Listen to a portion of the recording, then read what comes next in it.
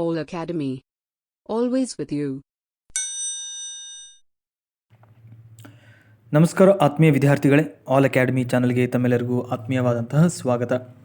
ಇವತ್ತಿನ ಈ ವಿಡಿಯೋದಲ್ಲಿ ಮುಂಬರುವಂತಹ KCET ಮತ್ತು DCET ಮುಖಾಂತರ ಇಂಜಿನಿಯರಿಂಗ್ ಕೋರ್ಸ್ಗಳಿಗೆ ಪ್ರವೇಶವನ್ನು ಪಡೆಯಬೇಕೆಂದು ಬಯಸುತ್ತಿರುವಂತಹ ವಿದ್ಯಾರ್ಥಿಗಳಿಗೆ ಅತ್ಯಂತ ಉಪಯುಕ್ತವಾದಂಥ ಮಾಹಿತಿಯನ್ನು ಈ ವಿಡಿಯೋದಲ್ಲಿ ತಮ್ಮೆಲ್ಲರೊಂದಿಗೆ ಹಂಚಿಕೊಳ್ತಾ ಇದ್ದೇನೆ.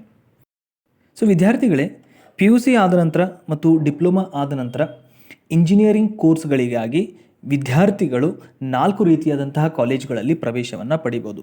ಅದು ಮೊದಲನೇದಾಗಿ ಸರ್ಕಾರಿ ಇಂಜಿನಿಯರಿಂಗ್ ಕಾಲೇಜ್ಗಳಲ್ಲಿ, ಎರಡನೇದು ಸರ್ಕಾರಿ ಅನುದಾನಿತ ಕಾಲೇಜ್ಗಳಲ್ಲಿ, ಮೂರನೇ ರೀತಿಯಾದಂಥ ಕಾಲೇಜು ಖಾಸಗಿ ಅನುದಾನ ರಹಿತ ಅಂದರೆ ಪ್ರೈವೇಟ್ ಅನ್ಏಡೆಡ್ ಕಾಲೇಜ್ಗಳಲ್ಲಿ, ಮತ್ತು ನಾಲ್ಕನೇ ರೀತಿಯ ಕಾಲೇಜ್ ಅಂತಂದರೆ ಅದು ಪ್ರೈವೇಟ್ ಯೂನಿವರ್ಸಿಟಿಗಳು, ಖಾಸಗಿ ವಿಶ್ವವಿದ್ಯಾಲಯಗಳು. ಸೊ ಈ 4 ರೀತಿಯಾದಂತಹ ಕಾಲೇಜ್ಗಳಲ್ಲಿ ಅದು ಕರ್ನಾಟಕದಲ್ಲಿ ವಿದ್ಯಾರ್ಥಿಗಳು PUC ಆದ ನಂತರ KCET ಮುಖಾಂತರ ಮತ್ತು ಡಿಪ್ಲೊಮಾ ಆದ ನಂತರ DCET ಮುಖಾಂತರ ಇಂಜಿನಿಯರಿಂಗ್ ಕೋರ್ಸ್ಗಳಿಗಲ್ಲಿ ಪ್ರವೇಶವನ್ನು ಪಡಿಬೋದು. ಈಗಾಗಲೇ ನಾನೊಂದು ಹಿಂದಿನ ವಿಡಿಯೋದಲ್ಲಿ ಕರ್ನಾಟಕದಲ್ಲಿರುವಂತಹ ಸರ್ಕಾರಿ ಕಾಲೇಜುಗಳು ಮತ್ತು ಯಾವ ಕಾಲೇಜುಗಳಲ್ಲಿ ಯಾವ ಕೋರ್ಸ್ಗಳಿದೆ ಎನ್ನುವ ಒಂದು ಸಂಪೂರ್ಣ ಮಾಹಿತಿಯನ್ನು ನೀಡಿದ್ದೇನೆ. ಇವತ್ತಿನ ಈ ವಿಡಿಯೋದಲ್ಲಿ ಕರ್ನಾಟಕದಲ್ಲಿರುವಂತಹ ಖಾಸಗಿ ಅನುದಾನಿತ ಕಾಲೇಜುಗಳು ಅಂದರೆ ಏಡೆಡ್ ಇಂಜಿನಿಯರಿಂಗ್ ಕಾಲೇಜುಗಳ ಬಗ್ಗೆ ಒಂದು ಸಂಪೂರ್ಣ ಮಾಹಿತಿಯನ್ನು ತಮಗೆ ನೀಡ್ತಾ ಇದ್ದೇನೆ. ಯಾಕೆ ವಿದ್ಯಾರ್ಥಿಗಳು ಏಡೆಡ್ ಇಂಜಿನಿಯರಿಂಗ್ ಕಾಲೇಜ್ಗಳಲ್ಲಿ ಪ್ರವೇಶವನ್ನು ಪಡಿಬೇಕು ಅಂತಂತಂದರೆ, ಕರ್ನಾಟಕದಲ್ಲಿರುವಂತಹ ಎಲ್ಲ ಅನುದಾನಿತ ಕಾಲೇಜುಗಳು ಅತ್ಯಂತ ಗುಣಮಟ್ಟದ ಶಿಕ್ಷಣವನ್ನು ನೀಡ್ತಾ ಇದೆ, ಉತ್ತಮ ಶಿಕ್ಷಕ ಬೋಧಕ ವೃಂದವನ್ನು ಹೊಂದಿದೆ, ಉತ್ತಮ ಲ್ಯಾಬ್ ಫೆಸಿಲಿಟಿಗಳು, ಇನ್ಫ್ರಾಸ್ಟ್ರಕ್ಚರ್ನ ಹೊಂದಿದೆ, ಅದರ ಜೊತೆಗೆ ಅತ್ಯಂತ ಉತ್ತಮ ಪ್ಲೇಸ್ಮೆಂಟ್ ರೆಕಾರ್ಡ್ಗಳನ್ನು ಹೊಂದಿದೆ. ಇನ್ನೊಂದು ಬಹುಮುಖ್ಯ ಅಂತ ವಿಷಯ ಏನಂತಂದರೆ, ಸರ್ಕಾರಿ ಕಾಲೇಜುಗಳಲ್ಲಿ ಎಷ್ಟು ಫೀಸ್ ಇರುತ್ತೆ ಅಷ್ಟೇ ಸಮನಾದ ಫೀಸನ್ನು ಅನುದಾನಿತ ಕಾಲೇಜುಗಳಲ್ಲಿ ಕಟ್ಬೋದು. ಸೊ ಹೆಚ್ಚಿನ ಸಮಯ ವ್ಯರ್ಥ ಮಾಡದೆ ನಮ್ಮ ಕರ್ನಾಟಕದಲ್ಲಿರುವಂತಹ ಅನುದಾನಿತ ಕಾಲೇಜುಗಳು ಯಾವ್ಯಾವು ಮತ್ತು ಆ ಕಾಲೇಜುಗಳಲ್ಲಿ ಯಾವ ಕೋರ್ಸ್ಗಳಿದೆ ಎನ್ನುವ ಒಂದು ಸಂಪೂರ್ಣ ಮಾಹಿತಿಯನ್ನು ನೋಡ್ತಾ ಹೋಗೋಣ. ಮೊದಲನೇದಾಗಿ ಹೇಳೋದಾತಂದರೆ, ಬೆಂಗಳೂರಿನ ಬಸವನಗುಡಿಯಲ್ಲಿರುವಂತಹ BMS college of engineering. So ಇದು ಕೂಡ ಅನುದಾನಿತ ಕಾಲೇಜ್ ಅಂದರೆ ಏಡೆಡ್ ಇಂಜಿನಿಯರಿಂಗ್ ಕಾಲೇಜ್. ಬಟ್ ಇಲ್ಲಿ ಎಲ್ಲ ಬ್ರ್ಯಾಂಚ್ಗಳಲ್ಲಿ ಏಡೆಡ್ ಇರೋದಿಲ್ಲ, ಕೆಲವೊಂದು ಬ್ರ್ಯಾಂಚ್ಗಳಿಗೆ ಮಾತ್ರ ಏಡೆಡ್ ಇರುತ್ತೆ. ಆ ಒಂದು ಬ್ರ್ಯಾಂಚ್ಗಳಲ್ಲಿ ನಿಮಗೇನಾದರೂ ಸೀಟ್ ಸಿಕ್ತಂತಂದರೆ ಅಲ್ಲಿ ನಿಮಗೆ ನಿಮ್ಮ ಫೀಸು ಸರ್ಕಾರಿ ಫೀಸೇ ಆಗಿರುತ್ತೆ. ಮತ್ತು ಈ ಇನ್ನೊಂದು ವೆರಿ ಇಂಪಾರ್ಟೆಂಟ್ ವಿದ್ಯಾರ್ಥಿಗಳೇ, ಇದೇ BMS ಕಾಲೇಜ್ನಲ್ಲಿ ಇದೇ ಸೇಮ್ ಕೋರ್ಸ್ಗಳಿಗೆ ಕೆಲವೊಂದು ಅನ್ಏಡೆಡ್ ಸೀಟ್ಗಳು ಇರುತ್ತೆ, ಅಲ್ಲಿ ಫೀಸ್ ಜಾಸ್ತಿ ಇರುತ್ತೆ ಮತ್ತು ಆ ಒಂದು ಅನ್ಏಡೆಡ್ ಸೀಟ್ಗಳ ಕೋಡ್ ಏನಿರುತ್ತಲ್ಲ ಅದು ಬೇರೆ ಆಗಿರುತ್ತೆ. ಹಾಗಾಗಿ ವಿದ್ಯಾರ್ಥಿಗಳು ತಮ್ಮ ಆಪ್ಷನ್ ಎಂಟ್ರಿಯಲ್ಲಿ KCET ಮುಖಾಂತರ ಆದರೂ DCET ಮುಖಾಂತರ ಆದರೂ ತಮ್ಮ ಆಪ್ಷನ್ ಎಂಟ್ರಿಯಲ್ಲಿ ಸರಿಯಾದ ಕೋಡನ್ನು ನೋಡಿಕೊಂಡು ತಮ್ಮ ಆಪ್ಷನ್ ಎಂಟ್ರಿಯಲ್ಲಿ ನೀಡ್ತಾ ಹೋಗಬೇಕು. ಸೊ ಬಸವನಗುಡಿಯಲ್ಲಿರುವಂತಹ BMS ಕಾಲೇಜ್ ಆಫ್ ಇಂಜಿನಿಯರಿಂಗ್ನಲ್ಲಿ ಈ ಕಾಲೇಜ್ ಕೋಡ್ ಏನಪ್ಪ ಅಂತಂದರೆ ಏಡೆಡ್ ಸೀಟ್ಗಳಿಗಾಗಿ E003. ಇಲ್ಲಿ ಸಿವಿಲ್ ಇಂಜಿನಿಯರಿಂಗ್ ಕೋರ್ಸ್ಗಳಿದೆ, ಎಲೆಕ್ಟ್ರಾನಿಕ್ಸ್ ಆ್ಯಂಡ್ ಕಮ್ಯುನಿಕೇಷನಲ್ಲಿ 60 ಸೀಟ್ ಇದೆ, ಎಲೆಕ್ಟ್ರಿಕಲ್ ಮತ್ತು ಎಲೆಕ್ಟ್ರಾನಿಕ್ಸ್ನಲ್ಲಿ 60 ಸೀಟ್ಗಳಿದೆ, ಇಂಡಸ್ಟ್ರಿಯಲ್ ಇಂಜಿನಿಯರಿಂಗ್ ಮತ್ತು ಮ್ಯಾನೇಜ್ಮೆಂಟಲ್ಲಿ 60 ಸೀಟ್ಗಳಿದೆ ಮತ್ತು ಮೆಕ್ಯಾನಿಕಲ್ ಇಂಜಿನಿಯರಿಂಗ್ನಲ್ಲಿ 60 ಸೀಟ್ಗಳು ಅನುದಾನಿತ ಫೀಸಲ್ಲಿ ಅಂದರೆ ಆಲ್ಮೋಸ್ಟ್ ನಿಮ್ಮ ಗೌರ್ಮೆಂಟ್ ಫೀಸಲ್ಲೇ ಇಲ್ಲಿ ಸಿಗುತ್ತೆ. ಮುಂದಿನ ಕಾಲೇಜ್ ಯಾವುದಪ್ಪ ಅಂತಂದರೆ Dr. B.R. Ambedkar institute of technology, ಬೆಂಗಳೂರಿನಲ್ಲಿರುವಂತಹ ಕಾಲೇಜು. ಈ ಕಾಲೇಜಿನ ಕೋಡ್ ಏನಪ್ಪ ಅಂತಂದರೆ ಏಡೆಡ್ ಸೀಟ್ಗಳಿಗಾಗಿ ಕಾಲೇಜ್ ಕೋಡ್ ಏನಪ್ಪ ಅಂತಂದರೆ E004. ಈ ಒಂದು ಅನುದಾನಿತ ಸೀಟ್ಗಳ ಕೋಡ್ ಆಗಿರುತ್ತೆ. ಇಲ್ಲಿ ಸಿವಿಲ್ ಇಂಜಿನಿಯರಿಂಗ್ಗೆ 90 ಸೀಟ್ ಇದೆ, ಕಂಪ್ಯೂಟರ್ ಸೈನ್ಸ್ಗೆ 60 ಸೀಟ್ ಇದೆ, ಎಲೆಕ್ಟ್ರಾನಿಕ್ಸ್ ಆ್ಯಂಡ್ ಕಮ್ಯುನಿಕೇಷನ್ಗೆ 120 ಸೀಟ್ ಇದೆ, ಎಲೆಕ್ಟ್ರಿಕಲ್ ಆ್ಯಂಡ್ ಎಲೆಕ್ಟ್ರಾನಿಕ್ಸ್ಗೆ 60 ಸೀಟ್ಗಳಿದೆ, ಇಂಡಸ್ಟ್ರಿಯಲ್ ಇಂಜಿನಿಯರಿಂಗ್ ಮತ್ತು ಮ್ಯಾನೇಜ್ಮೆಂಟ್ಗೆ 30 ಸೀಟ್ಗಳಿದೆ, ಎಲೆಕ್ಟ್ರಾನಿಕ್ಸ್ ಆ್ಯಂಡ್ ಇನ್ಸ್ಟ್ರುಮೆಂಟೇಷನ್ಗೆ 60 ಸೀಟ್ ಇದೆ, ಮೆಕ್ಯಾನಿಕಲ್ ಇಂಜಿನಿಯರಿಂಗ್ಗೆ 120 ಸೀಟ್ ಇದೆ ಮತ್ತು ಎಲೆಕ್ಟ್ರಾನಿಕ್ಸ್ ಆ್ಯಂಡ್ ಟೆಲಿಕಮ್ಯುನಿಕೇಷನ್ ಇಂಜಿನಿಯರಿಂಗ್ಗೆ 60 ಸೀಟ್ಗಳಿರುತ್ತೆ. ನಾನು ಮೊದಲೇ ಹೇಳಿದಾಗೆ ಇಷ್ಟು ಸೀಟ್ಗಳನ್ನು ಹೊರತುಪಡಿಸಿ ಇದೇ ವಿಭಾಗಕ್ಕೆ ಅನ್ಏಡೆಡ್ ಸೀಟ್ಸ್ಗಳು ಇರುತ್ತೆ. ಅಲ್ಲಿ ಆ ಕಾಲೇಜ್ ಕೋಡ್ ಅದೇ ಸೇಮ್ ಕಾಲೇಜಿನ ಕೋಡ್ ಬದಲಾಗಿರುತ್ತೆ, ಸ್ವಲ್ಪ ಫೀಸ್ನಲ್ಲೂ ಕೂಡ ವ್ಯತ್ಯಾಸವನ್ನು ನೀವು ಕಾಣ್ತೀರಾ. ಮುಂದಿನ ಇಂಜಿನಿಯರಿಂಗ್ ಕಾಲೇಜ್ ಯಾವುದಪ್ಪ ಅಂತಂದರೆ ಅದು Shri Jayachamarajendra college of engineering Mysuru. ಈಗ ಈ ಕಾಲೇಜನ್ನು JSS science and technology university ಅಡಿಯಲ್ಲಿ JSS ಯೂನಿವರ್ಸಿಟಿ ಅಡಿಯಲ್ಲಿ ಈ ಕಾಲೇಜನ್ನು ನಡೆಸ್ತಾ ಇದ್ದಾರೆ. ಆದರೂ ಕೂಡ ಇಲ್ಲಿಯೂ ಕೂಡ ನಿಮಗೆ ಹಲವಾರು ಬ್ರ್ಯಾಂಚ್ಗಳಲ್ಲಿ ಏಡೆಡ್ ಸೀಟ್ಗಳು ಸಿಗುತ್ತೆ. ಶ್ರೀ ಜಯಚಾಮರಾಜೇಂದ್ರ ಕಾಲೇಜ್ ಆಫ್ ಇಂಜಿನಿಯರಿಂಗ್ನ ಕೋಡ್ ಏನಪ್ಪ ಅಂತಂದರೆ E021 ಈ ಒಂದು ಕಾಲೇಜ್ನ ಕೋಡ್ ಆಗಿರುತ್ತೆ. ಇಲ್ಲಿ ಸಿವಿಲ್ಗೆ 60 ಸೀಟ್ ಇದೆ, ಕಂಪ್ಯೂಟರ್ ಸೈನ್ಸ್ನಲ್ಲಿ 60 ಸೀಟು, ಎಲೆಕ್ಟ್ರಾನಿಕ್ಸ್ ಆ್ಯಂಡ್ ಕಮ್ಯುನಿಕೇಷನಲ್ಲಿ 60 ಸೀಟು, ಎಲೆಕ್ಟ್ರಿಕಲ್ ಆ್ಯಂಡ್ ಎಲೆಕ್ಟ್ರಾನಿಕ್ಸಲ್ಲಿ 60, ಎಲೆಕ್ಟ್ರಾನಿಕ್ಸ್ ಆ್ಯಂಡ್ ಇನ್ಸ್ಟ್ರುಮೆಂಟೇಷನಲ್ಲಿ 60, ಎನ್ವಿರಾನ್ಮೆಂಟಲ್ ಇಂಜಿನಿಯರಿಂಗ್ನಲ್ಲಿ 60, ಇಂಡಸ್ಟ್ರಿಯಲ್ ಆ್ಯಂಡ್ ಪ್ರೊಡಕ್ಷನ್ ಇಂಜಿನಿಯರಿಂಗ್ನಲ್ಲಿ 60, ಮೆಕ್ಯಾನಿಕಲ್ ಇಂಜಿನಿಯರಿಂಗ್ನಲ್ಲಿ 60, ಅದೇ ರೀತಿ ಪಾಲಿಮರ್ ಸೈನ್ಸ್ ಆ್ಯಂಡ್ ಟೆಕ್ನಾಲಜಿಯಲ್ಲಿ 40 ಸೀಟ್ಗಳು ನಿಮಗೆ ಏಡೆಡ್ ಸೀಟ್ಗಳಾಗಿ ಸಿಗುತ್ತೆ. ಮುಂದಿನ ಕಾಲೇಜ್ ಯಾವುದಪ್ಪ ಅಂತಂದರೆ ಮೈಸೂರು ಜಿಲ್ಲೆಯಲ್ಲೇ ಇರುವಂತಹ the national institute of engineering NIE Mysuru ಅಂತ ಹೇಳ್ತೀವಿ ನಾವು. ಈ ಕಾಲೇಜಿನ ಕೋಡ್ ಏನಪ್ಪ ಅಂತಂದರೆ E022. ಇನ್ನೊಂದು ವೆರಿ ಇಂಪಾರ್ಟೆಂಟ್ ವಿದ್ಯಾರ್ಥಿಗಳೇ, ಇದೇ ಕಾಲೇಜಿನ 3 ಕಾಲೇಜ್ ಕೋಡ್ಗಳನ್ನ ಕಾಳ್ತೀರಿ. ಒಂದು ಏಡೆಡು ಮತ್ತು NIE ಮೈಸೂರಿನ ಇನ್ನೆರಡು ಕ್ಯಾಂಪಸ್ ಇದೆ, ಒಂದು ನಾರ್ತ್ ಕ್ಯಾಂಪಸ್ ಮತ್ತು ಸೌತ್ ಕ್ಯಾಂಪಸ್ ಅಂತ ಹೇಳಿ. ಸೊ ಹಾಗಾಗಿ ನಿಮ್ಮ ಆಪ್ಷನ್ ಎಂಟ್ರಿಯಲ್ಲಿ ಸರಿಯಾದ ಕಾಲೇಜ್ ಕೋಡ್ ನೋಡಿಕೊಂಡು ಎಂಟ್ರಿ ಮಾಡಬೇಕಾಗುತ್ತೆ. ಸೊ ಏಡೆಡ್ ಸೀಟ್ಗಳು NIEಯಲ್ಲಿರುವಂಥ ಕಾಲೇಜ್ ಕೋಡ್ ಏನಪ್ಪ ಅಂತಂದರೆ E022.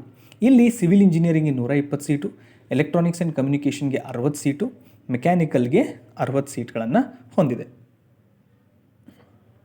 ಮುಂದಿನ ಕಾಲೇಜ್ ಯಾವುದಪ್ಪ ಅಂತಂದರೆ ಮಂಡ್ಯ ಜಿಲ್ಲೆಯಲ್ಲಿರುವಂತಹ PS college of engineering Mandya.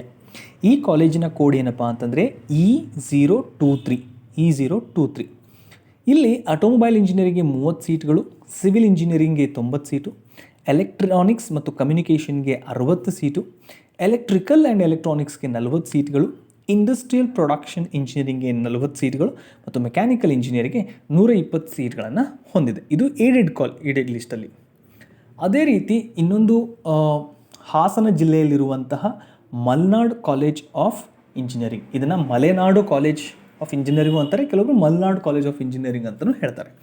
ಈ ಕಾಲೇಜಿನಲ್ಲಿ ಕಾಲೇಜ್ ಕೋಡ್ ಏನಪ್ಪ ಅಂತಂದರೆ E024 ಈ ಕಾಲೇಜ್ನ ಕೋಡ್ ಆಗಿರುತ್ತೆ. ಇಲ್ಲಿ ಸಿವಿಲ್ ಇಂಜಿನಿಯರಿಂಗ್ಗೆ 60 ಸೀಟು, ಎಲೆಕ್ಟ್ರಾನಿಕ್ಸ್ ಆ್ಯಂಡ್ ಕಮ್ಯುನಿಕೇಷನ್ಗೆ 60 ಸೀಟು, ಎಲೆಕ್ಟ್ರಿಕಲ್ ಆ್ಯಂಡ್ ಎಲೆಕ್ಟ್ರಾನಿಕ್ಸ್ಗೆ 60 ಸೀಟು ಮತ್ತು ಮೆಕ್ಯಾನಿಕಲ್ ಇಂಜಿನಿಯರಿಂಗ್ಗೆ 120 ಸೀಟ್ಗಳನ್ನು ಹೊಂದಿರುತ್ತೆ. ಮುಂದಿನ ಕಾಲೇಜು ಉತ್ತರ ಕರ್ನಾಟಕ ಭಾಗದಲ್ಲಿರುವಂತಹ ಧಾರವಾಡ ಜಿಲ್ಲೆ ಅಂದರೆ ಹುಬ್ಬಳ್ಳಿಯಲ್ಲಿ. ಸೊ ಹುಬ್ಬಳ್ಳಿಯಲ್ಲಿರುವಂತಹ ಕಾಲೇಜ್ ಯಾವುದಪ್ಪ ಅಂದರೆ KLE ಟೆಕ್ನಾಲಜಿಕಲ್ ಯೂನಿವರ್ಸಿಟಿ. ಮೊದಲು ಇದನ್ನು BVB college of engineering and technology ಅಂತ ಹೇಳ್ತಿದ್ರು.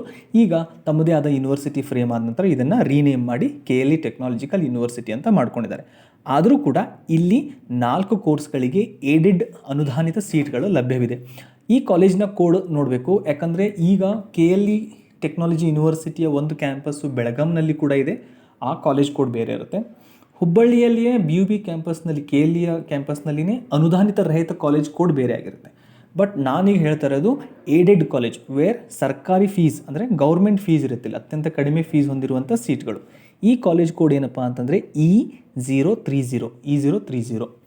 ಇಲ್ಲಿ ಸಿವಿಲ್ ಇಂಜಿನಿಯರಿಂಗ್ಗೆ 60 ಸೀಟು, ಎಲೆಕ್ಟ್ರಾನಿಕ್ಸ್ ಆ್ಯಂಡ್ ಕಮ್ಯುನಿಕೇಷನ್ಗೆ 60 ಸೀಟು, ಎಲೆಕ್ಟ್ರಿಕಲ್ ಮತ್ತು ಎಲೆಕ್ಟ್ರಾನಿಕ್ಸ್ಗೆ 60 ಸೀಟು ಮತ್ತು ಮೆಕ್ಯಾನಿಕಲ್ ಇಂಜಿನಿಯರಿಂಗ್ಗೆ 60 ಸೀಟ್ಗಳನ್ನು ಹೊಂದಿದೆ. ಇನ್ನೊಂದು ಉತ್ತರ ಕರ್ನಾಟಕ ಭಾಗದಲ್ಲಿಯೇ ಬರುವಂತಹ ಕಾಲೇಜು ಬಾಗಲಕೋಟೆ ಜಿಲ್ಲೆಯಲ್ಲಿರುವಂತಹ Basaveshwara engineering college, BEC Bagalkot ಅಂತ ಹೇಳ್ತೀವಿ ನಾವು. ಈ ಕಾಲೇಜಿನ ಕೋಡ್ ಏನಪ್ಪ ಅಂತಂದರೆ E031 ಈ ಕಾಲೇಜಿನ ಕೋಡ್ ಆಗಿರುತ್ತೆ.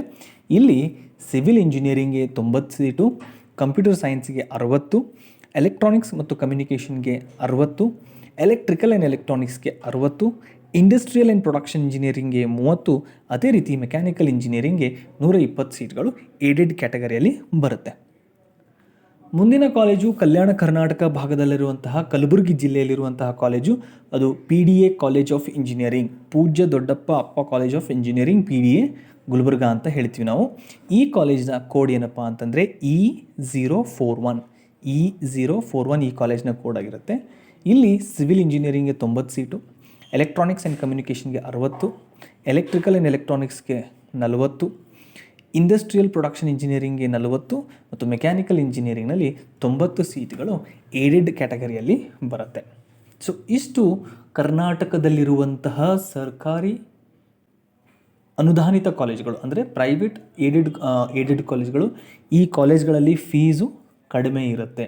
ಮತ್ತು infrastructure wise, placement wise, faculty teaching wise ಮತ್ತು ನಿಮ್ಮ ಇನ್ನುಳಿದ ಎಲ್ಲ ಚಟುವಟಿಕೆಗಳಲ್ಲಿ ಕಂಪೇರ್ ಮಾಡಿದರೆ ಈ ಕಾಲೇಜ್ಗಳು ಅತ್ಯಂತ ಉತ್ತಮವಾಗಿದೆ. ಸೊ ಹಾಗಾಗಿ ಬಹಳಷ್ಟು ವಿದ್ಯಾರ್ಥಿಗಳ ಪ್ರಥಮ ಪ್ರಾತಿಥ್ಯ ಏನಾಗಿರುತ್ತೆ ಅಂದರೆ ಇದೇ ಕಾಲೇಜ್ಗಳಲ್ಲಿ ಸೀಟ್ಗಳನ್ನು ತಗೋಬೇಕಂತ ಇಚ್ಛೆ ಇರುತ್ತೆ. ಆದರೆ ಬಹುಮುಖ್ಯ ಅಂಶ ಏನಂತಂದರೆ ಈ ಕಾಲೇಜ್ಗಳಲ್ಲಿ ಏಡೆಡ್ ಸೀಟ್ಗಳು ಇರುತ್ತೆ, ಅನ್ಏಡೆಡ್ ಸೀಟ್ಗಳು ಇರುತ್ತೆ. ಸರಿಯಾದ ಕೋಡ್ಗಳನ್ನು ನೋಡಿಕೊಂಡು ನೀವು ನಿಮ್ಮ ಆಪ್ಷನ್ ಎಂಟ್ರಿಯಲ್ಲಿ ನೀಡಬೇಕು. ಇದು KCETಗೂ ಅಪ್ಲೈ ಆಗುತ್ತೆ ಮತ್ತು DCETಗೂ ಕೂಡ ಅಪ್ಲೈ ಆಗುತ್ತೆ. ಸೊ ಹೋಪ್ ವಿದ್ಯಾರ್ಥಿಗಳೇ ಈ ಒಂದು ಮಾಹಿತಿ ನಿಮಗೆ ಅತ್ಯಂತ ಉಪಯುಕ್ತವಾಗಿದೆ ಅಂತ ತಿಳ್ಕೊತೀನಿ. ಯಾಕಂದರೆ ಬಹಳಷ್ಟು ವಿದ್ಯಾರ್ಥಿಗಳಿಗೆ ಅನುದಾನಿತ ಕಾಲೇಜ್ಗಳಂದ್ರೇನು, ಅಲ್ಲಿ ಎಷ್ಟು ಫೀಸ್ ಇರುತ್ತೆ, ಯಾವ್ಯಾವಿದೆ, ಯಾವ ಕೋರ್ಸ್ಗಳಿಗೆ ಅನುದಾನ ಸಿಗುತ್ತೆ, ಹಾಗಾಗಿ ಯಾವ ಕೋರ್ಸ್ನ ತೆಗೆದುಕೊಂಡ್ರೆ ನನಗೆ ಫೀಸ್ ಕಡಿಮೆ ಆಗುತ್ತೆ ಅನ್ನೋ ಸರಿಯಾದ ಮಾಹಿತಿ ಇಲ್ಲದೆ ತಪ್ಪು ಮಾಹಿತಿಯ ಒಂದು ಇಟ್ಕೊಂಡು ಆಪ್ಷನ್ ಎಂಟ್ರಿ ಮಾಡಿ ಮುಂದೆ ಅವರೇ ಸಫರ್ ಆಗ್ತಾರೆ. ಹಾಗಾಗಿ ಈ ಒಂದು ವಿಡಿಯೋ ನಿಮ್ಮೆಲ್ಲರಿಗೂ ಉಪಯುಕ್ತವಾಗಿದೆ ಅಂತ ತಿಳ್ಕೊತೀನಿ. ದಯವಿಟ್ಟು ಈ ವಿಡಿಯೋನ ನಿಮ್ಮ ಸ್ನೇಹಿತರಿಗೂ ಕೂಡ ಶೇರ್ ಮಾಡಿ, ಅವ್ರಿಗೂ ಕೂಡ ಈ ಒಂದು ಮಾಹಿತಿ ಯೂಸ್ಫುಲ್ ಆಗಲಿ. ಸೊ ವಿದ್ಯಾರ್ಥಿಗಳು ಇನ್ನೂ ಏನಾದರೂ ನಿಮಗೆ ಪ್ರಶ್ನೆಗಳಿದ್ದರೆ ಅಥವಾ ಕಾಲೇಜ್ ಕೋಡ್ ಕುರಿತು ಅಥವಾ ಯಾವ ಕೋರ್ಸ್ ಏಡೆಡ್ ಇದೆ ಅನ್ನೋ ಒಂದು ಯಾವುದಾದ್ರೂ ಪ್ರಶ್ನೆಗಳಿದ್ದರೆ ದಯವಿಟ್ಟು ಕಮೆಂಟ್ ಬಾಕ್ಸ್ನಲ್ಲಿ ಕಮೆಂಟ್ ಮಾಡಿ ನಿಮ್ಮ ಎಲ್ಲ ಪ್ರಶ್ನೆಗಳಿಗೆ ಉತ್ತರ ನೀಡುವಂಥ ಪ್ರಯತ್ನವನ್ನು ಮಾಡ್ತೀವಿ. Click on subscribe button and press the bell icon to get updates from All Academy.